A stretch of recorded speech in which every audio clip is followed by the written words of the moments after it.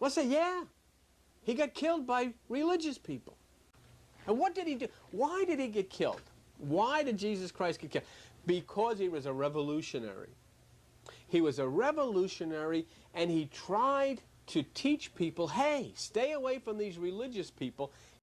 So this is about to happen again. A deconstructionist is going to be sacrificed by the state at the whim of the religious, because the religious in this nation specifically has been doing anything and everything to maintain power, to gain and maintain power, because that is what they actually worship. And so, in the same way, I predicted the demise of Alex Petty and all the other predictions that I've made that have come true.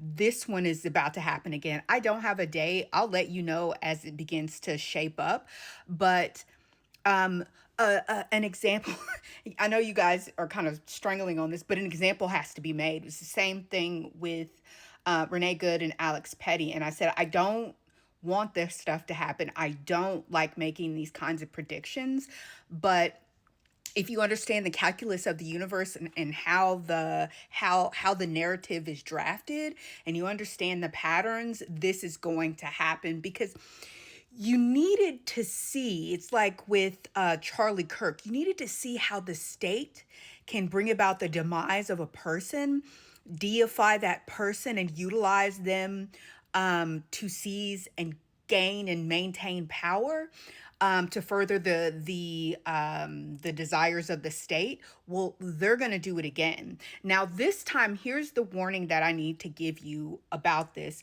When a deconstructing person, a person who is deconstructing the theology of their day, whatever kind it is, whether it is Christian nationalism, whether it is Zionism, whether it is whatever, Mormonism, Zoroastrianism, whatever, it's going to come in a form to where it flies directly in, what they're doing flies directly against what the ruling religion and those in power who followed that religion and used the religion to gain power and control over people.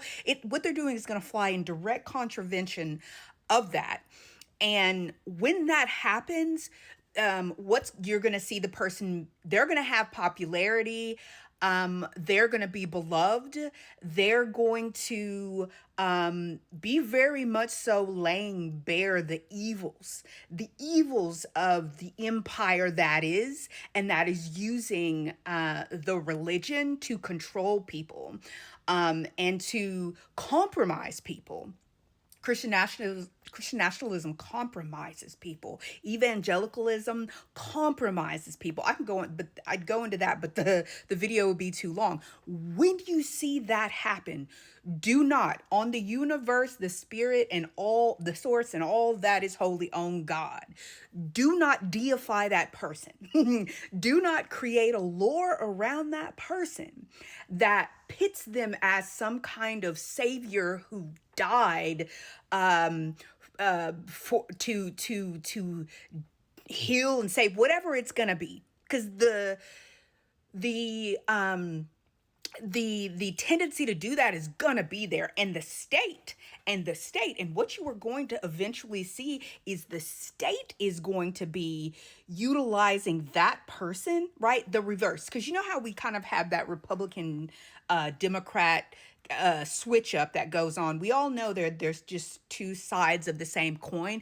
But when you see this, the flip side, the other party who comes into power may even seek to celebrate, right, in its weakest version. Like, you might try to memorialize, like a statue is not that big of a deal. But when you begin to deify that person, and then you're because the point has to be made. And I know you guys think that every time I come to you with these videos about this kind of stuff, you you guys are like, what? And then I have to come back to you and say, do you see it just happened? Because I'm just one of those people who are able to detect future, and to understand. You can feel the wind up, right? You can feel the wind up, because many people didn't get it after, they didn't see it after Charlie Kirk was unalived. and then was then deified, utilized and deified by the state, by empire. Okay, because people weren't getting it. I made a video on it, and people didn't realize how much they worshiped that person. People didn't still don't realize that they deified, glorified, memorialized a person who was not good, who was an avowed white supremacist, who constantly and continually was seeking the advancement of white males and not all people, and who they're a person who, like their wife, weaponizes white supremacy to gain and maintain power. That's all. That's all. I feel sorry for white men from the standpoint of, if your brain is cooked in the fires of white supremacy, hard baked by your parents, and then you go out into the world, you're going to be looking for leaders. Like, this video would be too long if I go into the tangent that I need to go into. And I know you guys don't like them long, but we need to talk about how to build an authoritarian empire, and what the thing that parents are going to have to do in order to breed generations who are able to recognize what's going on, stand up against it, and to avoid it. Because those who fought against Hitler raised the next generation to embrace Hitler. And it makes no sense unless you've been paying attention. So anyway, I just wanted to drop this bug in y'all's ear. I wanted to get it down, make the video so you guys could see it, so that when it begins to happen, I'm not saying when it's going to happen, okay? If I'm alerted again as to, like, right before I get things like that, many of us far-seeing people will get notified that something's going to be right as we move into it being materialized. We get another note that it's nice little email that it's going to metaphorical email, that it's about to get rolling, get out of the way because somebody's about to get murked. And then it happens. And then we have to come back to you and say, this is not me gloating. This is not me trying to, like, extort some kind of financial value out of you. I just want people to begin to be able to read, to be intuitive enough. And I'm going to continue to teach you guys on that. People need to be intuitive enough that they're able to see the same things. I do recognize that this kind of thing runs in my bloodline, and I'm just able to see it. And so it's a combination of things that I've taught you guys over time. But if you want to have better discernment, all you need to do is become an astute student of history. And I'm talking about global history, not history from the standpoint of that Eurocentric view of events. You need to see it from all people's perspective. It's why I have that video in which I showed you that America's always going to be in a storm, because they refuse to comprehend.